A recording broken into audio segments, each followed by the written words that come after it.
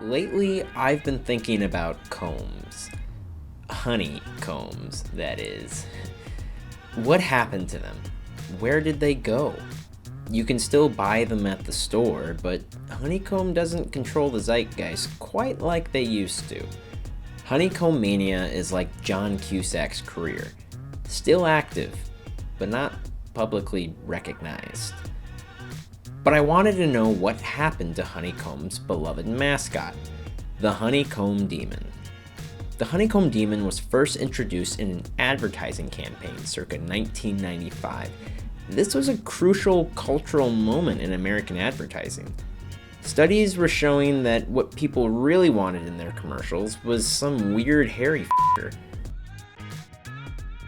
Harvard business analyst Al Saylor said in 2001 that the Honeycomb Demon changed the rules of marketing. How? I don't know. I'm still recovering. The Honeycomb Demon became a household name.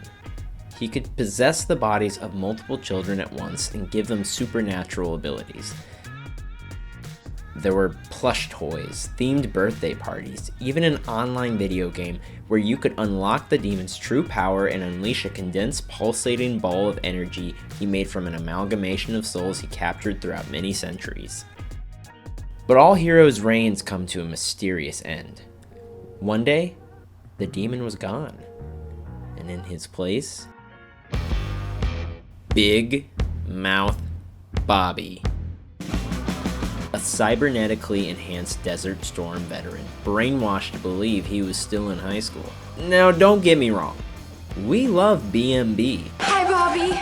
But the abrupt replacement of the demon was troubling. You, honeycomb, me one honeycomb! Ooh, sweet and crunchy. What happened to him? Some people believe he was never real in the first place. Some people think there was more than one demon. All debunked. I had to know what happened. Did he have an injury? Did he decide it was time to move on with his career but failed shortly after trying to do so? Did he get let loose in an elementary school and try to incite violence? It turns out it was that last thing. But like the truth about the demon's origins, that was also covered up by a once-loved serial conglomerate.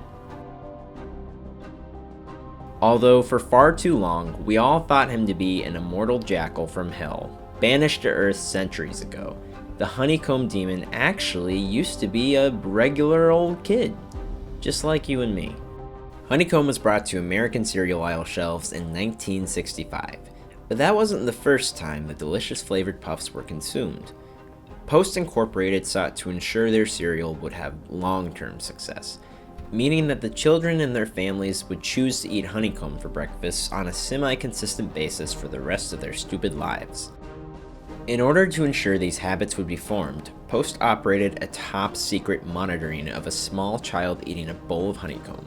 In that experimental phase, they were called compound comb, 3 times a day for 365 days.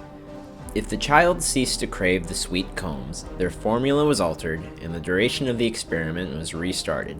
What was discovered was that the subject, whom, based on what I can find, can only be identified as Little Joey Comb Baby, had a direct correlation between his cravings for the combs and increased hormone levels in the cereal.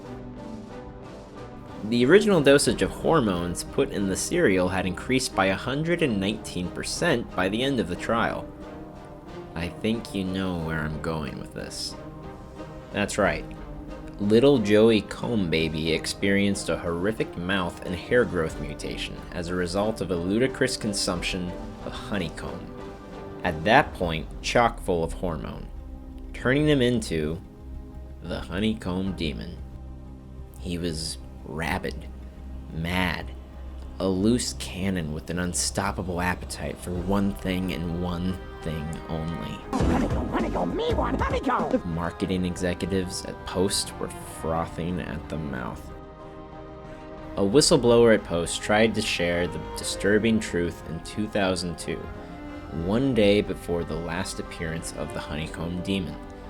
He published an essay titled My Friend the HC Demon in the New York Times.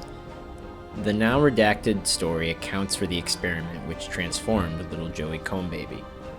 Shortly after the story dropped, the demon was found DOA at the aforementioned elementary school.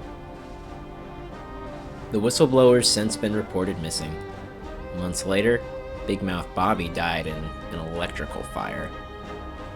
Post Cereal's advertisement department shut down indefinitely. It was a massacre. Some people believe Post did the right thing. They were just trying to make a cereal that we'd want to eat all the goddamn time, said Craig Fineout, avid cereal enthusiast and host of the Waffle Crisp podcast, seen here at a live show.